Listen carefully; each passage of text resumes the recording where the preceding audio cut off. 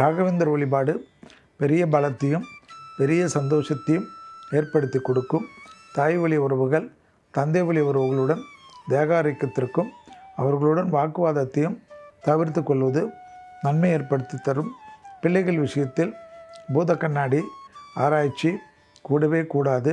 எதிர்பார்த்த அனுகூலங்கள் பெரிய அளவு நம்பிக்கையும் பெரிய அளவு சந்தோஷத்தையும் ஏற்படுத்தி கொடுக்கும். மிதுன ராசிக்காரர்களுக்கு கண்டிப்பாக இரத்தத்தில் பரவக்கூடிய தொற்றுநோய் உபத்திரத்தில் ஜுரம் போன்ற விஷயத்தில் சிறிது கவனமாக இருப்பது அனுகூலத்தை ஏற்படுத்தி தரும்.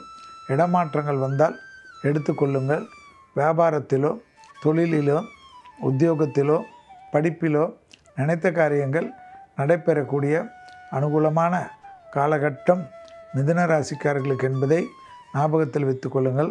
மகான்கள் ஆசீர்வாதம் வாங்கக்கூடிய மிதுன ராசிக்காரர்கள் மிகப்பெரிய வெற்றியும் மிகப்பெரிய சந்தோஷத்தையும் பெறக்கூடிய காலகட்டம் நிச்சயமாக ஏற்படும்.